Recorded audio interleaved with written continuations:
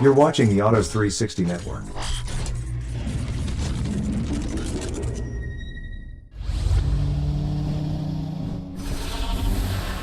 Hey everybody, I'm Rick Walker. Welcome back to the SST Car Show.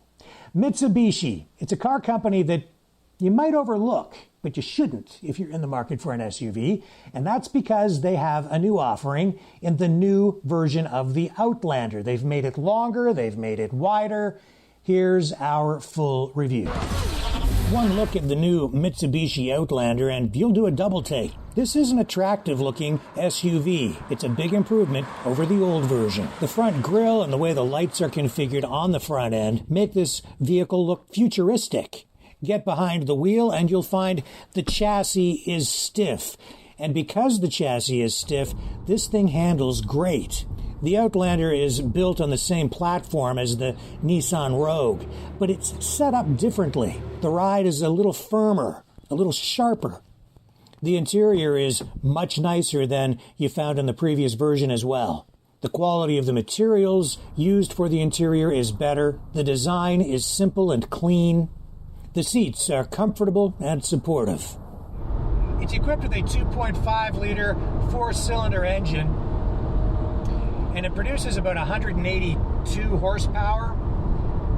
I know some other people who have reviewed this vehicle say it isn't enough, but it is adequate. It's not a hot rod, but it's enough. Step into the mid-level SEL model and add all-wheel drive, and you have yourself a pretty serious SUV. With that package, you also get 20-inch wheels, a 9-inch touchscreen with Android Auto and wireless Apple CarPlay, a hands-free power liftgate, wireless charging, and driver assists, including adaptive cruise and lane-keeping assist. A 12.3-inch digital gauge cluster with tech package is also available, and that includes a Bose audio system, and you can also get a panoramic sunroof. The best thing about the infotainment system is the dials. It has a volume dial and a tuning dial. It's kind of old school, but I like that. Front-wheel drive comes standard, and by the numbers, the Outlander's acceleration times are in line with competing vehicles.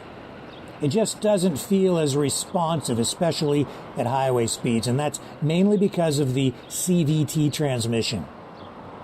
It does have good road feel, though, and again, it handles really nicely.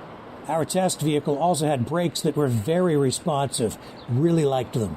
The all-wheel drive version is rated at 24 miles per gallon in the city and 30 on the highway. The Outlander does come with a third row of seating. The third row seating shouldn't even be there, really. There's no legroom. No legroom.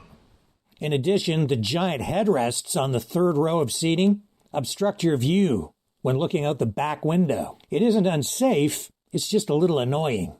If I were to buy one of these, I would probably take the third row seating out permanently, just not use it. The Outlander is available with driver assistance technology.